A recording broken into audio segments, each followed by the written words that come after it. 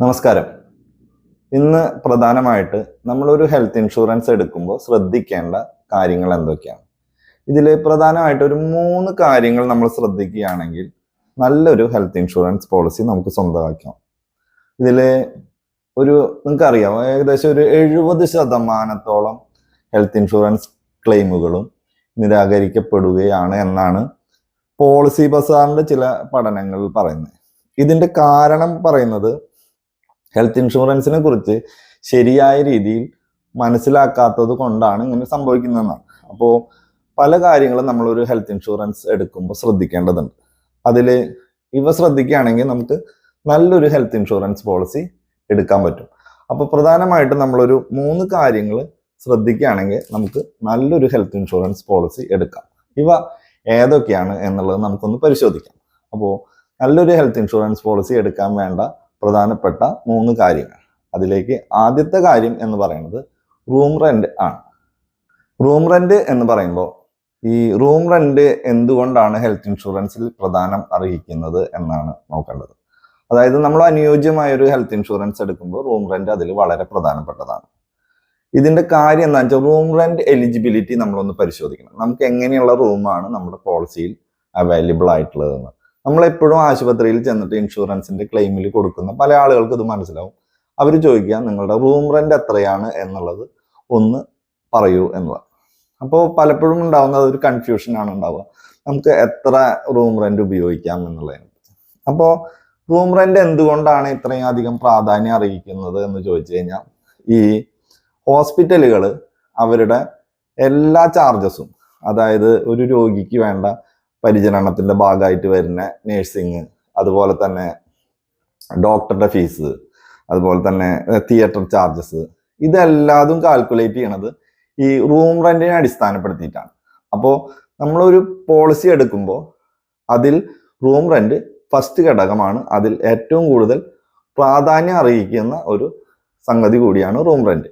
അപ്പോൾ നമ്മളൊരു പോളിസി എടുക്കുമ്പോൾ റൂം റെന്റ് എലിജിബിലിറ്റി വളരെ കൃത്യമായി പരിശോധിക്കുകയും അത് ഒരു പരിമിതികളില്ലാത്ത ഒരു ഹെൽത്ത് ഇൻഷുറൻസിൽ പരിമിതികളില്ലാത്ത ഒരു റൂം റെന്റ് സെലക്ട് ചെയ്യാൻ മാക്സിമം ശ്രമിക്കുക എന്നുള്ളതാണ് റൂം റെന്റിന്റെ. നമ്മൾ റൂം റെന്റിനെ കുറിച്ച് കൃത്യമായി മനസ്സിലാക്കി. ഇതുപോലെ തന്നെ രണ്ടാമത് വരുന്ന ഒരു കാര്യമാണ് കോപേയ്മെന്റുകൾ.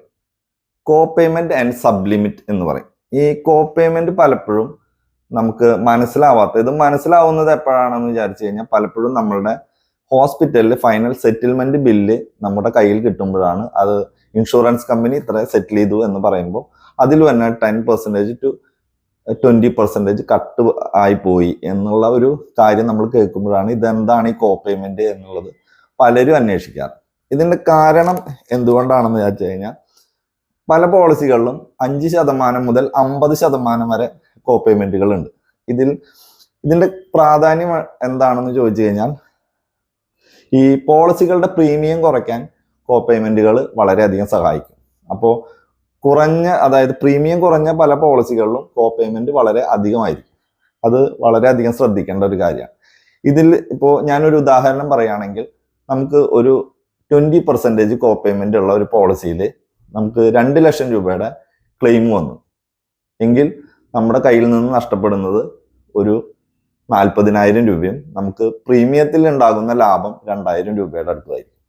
ഇതുകൊണ്ട് നമ്മൾ പലപ്പോഴും ഈ 2,000 രൂപ ലാഭിക്കാൻ വേണ്ടി നമ്മൾ 40,000 രൂപയുടെ നഷ്ടം സംഭവിക്കാറുണ്ട്. ഇത് നമ്മൾ കോപേയ്മെന്റുകളുടെ കാര്യത്തിൽ വളരെയധികം ശ്രദ്ധിക്കേണ്ട ഒരു കാര്യമാണ്. മാക്സിമം കോപേയ്മെന്റുകൾ ഇല്ലാത്ത പോളിസികൾ തന്നെ വേണം തിരഞ്ഞെടുക്കാൻ. ഇതുപോലെ തന്നെയാണ് സബ്ലിമിറ്റ് പൊതുവെ വരുന്നത് സർജിക്കൽ സബ്ലിമിറ്റുകളാണ് കൂടുതലായിട്ട് നമുക്ക് കാണാൻ സാധിക്കുക. അതായത് ഒരു സർജറി, മൈനർ സർജറി അല്ലെങ്കിൽ മേജർ സർജറി, ഇതിനെ രണ്ടായി തിരിച്ചിട്ട് ഈ മൈനർ സർജറിക്ക് ഒരു നിശ്ചിത 20,000 രൂപ അല്ലെങ്കിൽ 40,000 രൂപ എന്നുള്ള ലിമിറ്റുകൾ വെച്ചിട്ടുണ്ട്. ഇത് പലപ്പോഴും നമ്മൾക്ക് വളരെയധികം കയ്യിൽ നിന്ന് കാശ് പോകുന്നതാണ്. അതുപോലെ തന്നെ മേജർ സർജറി എന്ന് പറഞ്ഞിട്ട് 1 ലക്ഷം രൂപയോ 1.5 ലക്ഷം രൂപയോ, അത് പൊതുവെ വരുന്നത് ഹാർട്ട് അല്ലെങ്കിൽ ക്യാൻസർ ട്രീറ്റ്മെന്റുകളിലാണ് മേജർ സർജറികൾ എന്നുള്ള രീതിയിൽ വരുന്നത്.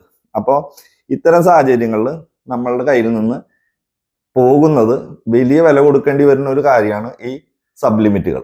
അപ്പോൾ കോപേയ്മെന്റുകളും സബ്ലിമിറ്റുകളും ഇല്ലാത്ത ഒരു പോളിസി മാക്സിമം തിരഞ്ഞെടുക്കാൻ ശ്രമിക്കുക എന്നുള്ളതാണ് ഹെൽത്ത് ഇൻഷുറൻസിലെ രണ്ടാമത്തെ കാര്യം. ഒരു ഹെൽത്ത് ഇൻഷുറൻസ് പോളിസി തിരഞ്ഞെടുക്കുന്നതിനുള്ള മൂന്നാമത്തെ കാര്യം എന്താണെന്ന് നോക്കാം.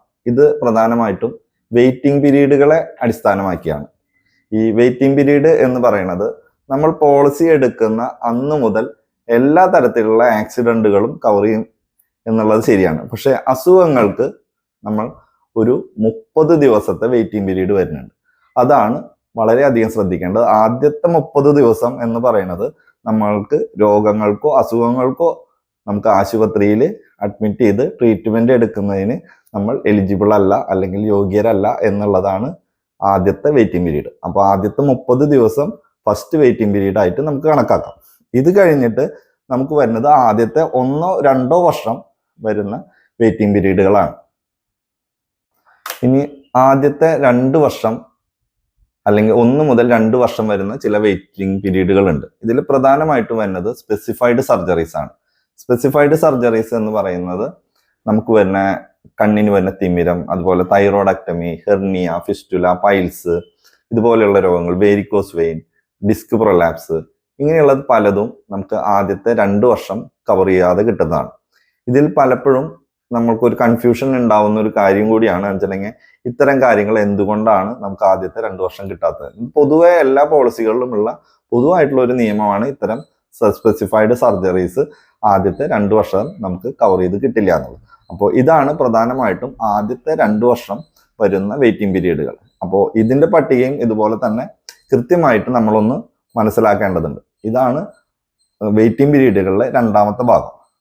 ഇനി മൂന്നാമത് വെയിറ്റിംഗ് പീരീഡിൽ വരുന്ന ഒന്നാണ് പ്രീ എക്സിസ്റ്റിംഗ് ഡിസീസ്, അതായത് നിലവിലുള്ള അസുഖങ്ങൾ. ഇത് ഉള്ള ആളുകൾക്ക് മാത്രം രേഖപ്പെടുത്തേണ്ട ഒന്നാണ്. ഇത് നിലവിൽ അസുഖങ്ങൾ ഉള്ള ആളുകൾ, അതായത് ഡയബറ്റിക്, ഹൈപ്പർ ടെൻഷൻ പോലെയുള്ള ജീവിതശൈലി രോഗങ്ങളോ അതുപോലെ തൈറോയിഡ്, ഈ വിഭാഗത്തിൽ പെടുന്ന അസുഖങ്ങൾ നമുക്കുണ്ടെങ്കിൽ അത് ഡിക്ലെയർ ചെയ്ത് കഴിഞ്ഞാൽ ഈ പറയുന്ന 3-4 വർഷത്തിന് ശേഷം മാത്രമാണ് ഈ അസുഖങ്ങൾ കവർ ചെയ്ത് കിട്ടുക. അപ്പോൾ അതിനാണ് മൂന്നാമത് നമ്മൾ ഒരു വെയിറ്റിംഗ് പീരീഡ് ഉണ്ട്. ഇതിനെ പല പോളിസികളും പല രീതികളിൽ മാറ്റം വരുത്താൻ സാധിക്കും. അപ്പോൾ അത് എങ്ങനെയാണ് നമ്മുടെ എടുക്കുന്ന പോളിസികളിൽ വരുന്നത് എന്ന് കൂടി നമ്മൾ കൃത്യമായി ഒന്ന് പരിശോധിക്കേണ്ടതുണ്ട്. ഇത് ഒരു ഹെൽത്ത് ഇൻഷുറൻസ് പോളിസി അനുയോജ്യമായ, നമ്മൾ ഏറ്റവും നല്ല ഹെൽത്ത് ഇൻഷുറൻസ് പോളിസി എടുക്കുന്നതിന് പുറമെ നമ്മൾക്ക് ഏറ്റവും അനുയോജ്യമായ ഒരു ഹെൽത്ത് ഇൻഷുറൻസ് പോളിസി എടുക്കാൻ എന്തൊക്കെ വേണം എന്നുള്ളതാണ് ഇന്ന് നമ്മൾ പ്രതിപാദിക്കുന്നത്. അപ്പോൾ അത് ഏവർക്കും കൃത്യമായി മനസ്സിലായിട്ടുണ്ടാവും എന്ന് വിചാരിക്കും. അപ്പോൾ ഒരു നല്ല ഹെൽത്ത് ഇൻഷുറൻസ് പോളിസി പർച്ചേസ് ചെയ്യുക എന്നതിലുപരി അനുയോജ്യമായ ഒരു ഹെൽത്ത് ഇൻഷുറൻസ് പോളിസി പർച്ചേസ് ചെയ്യാൻ എല്ലാവരും ശ്രമിക്കുക. അപ്പോൾ ഏവർക്കും ഒരു ശുഭദിനം നേരുന്നു. നമസ്കാരം.